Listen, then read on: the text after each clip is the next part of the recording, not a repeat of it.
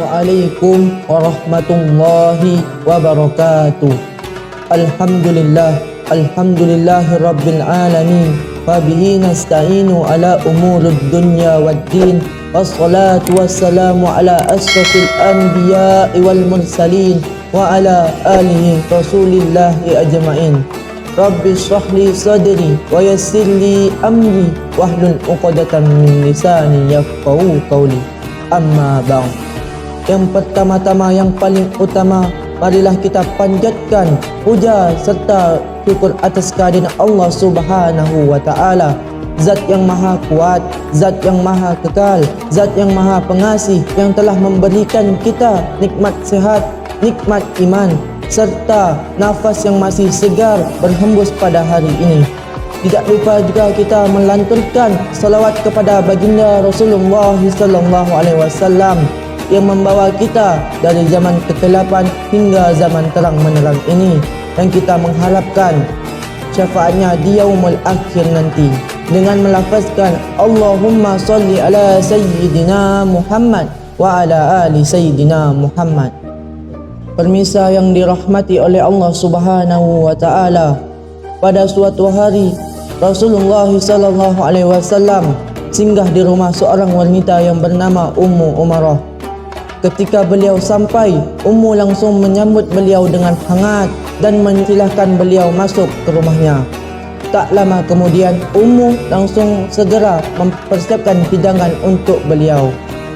Rasulullah sangat dikenal menghormati pemilik rumah. Ketika diberi hidangan, beliau pun langsung menyantapnya. Namun, ketika beliau melihat pemilik rumah tidak makan, beliau berkata, "Wahai Ummu, makanlah." Dan Ummu menjawab, "Saya sedang berpuasa ya Rasulullah." Ketika mendengar itu, hati Rasulullah langsung senang dan bahagia. Rasulullah pun langsung bersabda, "Sesungguhnya orang yang berpuasa itu selalu didoakan oleh malaikat, terutama ada orang yang makan di tempatnya.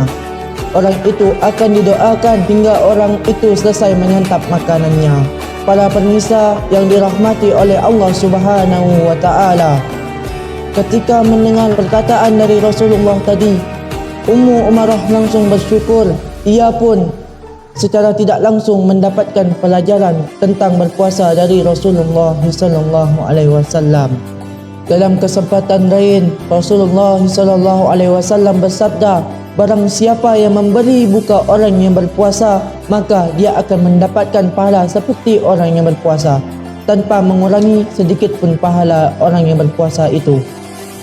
Para pemirsa yang dirahmati oleh Allah Subhanahu wa taala, tak hanya itu, perintah berpuasa juga ditetapkan di dalam Al-Quran oleh Allah Subhanahu wa taala.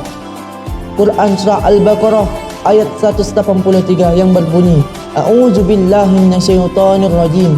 Bismillahirrahmanirrahim. Ya ayyuhalladzina amanu kutiba alaikumus siyamu kama kutiba alal ladzina min qablikum la'allakum tattaqun. Yang artinya, hai orang-orang yang beriman, diwajibkan atas kamu berpuasa sebagaimana diwajibkan atas orang-orang sebelummu agar kamu bertakwa. Sesuai hadis yang diriwayatkan oleh Abu Hurairah radhiyallahu an, menyatakan sabda Rasulullah, "Setiap anak Adam akan dilipat gandakan pahalanya.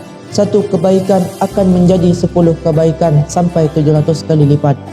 Allah Subhanahu wa taala berfirman, "Kecuali puasa, maka aku akan membalas orang yang mengerjakannya karena dia telah meninggalkan bahwa nafsunya dan makannya karena aku." Sahih hadis riwayat Muslim. Perlu dijadikan catatan bahwa puasa tidak hanyalah menahan lapar dan minum dan hal yang membatalkannya. Berpuasa juga harus menahan lisan dan anggota tubuhnya dari hal yang diharamkan oleh Allah Subhanahu wa taala. Pemirsa yang dirahmati oleh Allah Subhanahu wa taala, dari apa yang disampaikan tadi, semoga kita dapat menirukan keteladanan dari Rasulullah sallallahu alaihi wasallam.